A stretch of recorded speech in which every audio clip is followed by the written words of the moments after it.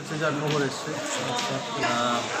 প্রায় এখানে 11 আরও 10 জন না, প্রায় 20-25 জনের মতো মেয়েরা হঠাৎ করে ওদের পেটে ব্যথা হচ্ছিল, তো আনইজি ফিল করছিল ওদের প্রেয়ারে, এবং বেশিরভাগই ভুজং গার্লস স্কুলে আর একজন তুলসীবতী মহারানী সেম স্কুলে।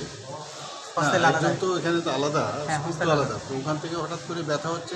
আমার কাছে সকালে যখন খবরটা আসলো আমি সাথে সাথে খবর নিলাম এবং আমি বললাম যা যা দরকার আমাদের তরফ থেকে তাদের হেল্প করা।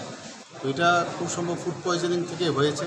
তো আমি আধিকারিকদের বলেছি যে এই বিষয়ে পুরো রিপোর্ট আমাকে দেওয়ার জন্য। এখন পর্যন্ত 11 জন এখানে আছে, 10 জন ভুজং গার্লস স্কুলের স্টুডেন্ট এবং একজন হচ্ছে মহারানী তুলসীবতী স্কুলে। কিন্তু হোস্টেলটা আলাদা, কিন্তু একই স্কুলে পড়ে। তো এখন ওদের শারীরিক যে অবস্থা আমি দেখলাম, ডাক্তারবাবুরা বললেন যে সবাই সেটেলড আছে, ভয়ের কিছু নেই। একজনের একটু জ্বর আছে, আর বাকি সবাই সেটেলড আছে।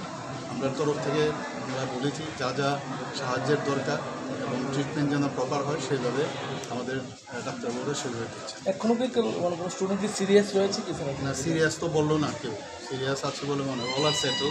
আরেকটা ভালো জিনিস হচ্ছে এনএচএমের যখন খবর পেলো, এনএচএমের যে অ্যাম্বুলেন্স গাড়িটা তৎক্ষণাৎ চলে এসছে এবং ওদেরকে রিট্রিভ করে এখানে নিয়ে এসছে। এটা হচ্ছে সবচেয়ে সময়টা কিন্তু একদম নষ্ট হয়নি। সাথে সাথে ওদেরকে প্রায় 4টার মতো অ্যাম্বুলেন্স ছিল, তাদের অধীনে সবাই মিলে এখানে নিয়ে এসছে। স্যার, এই প্রশাসনের তরফ থেকে একটা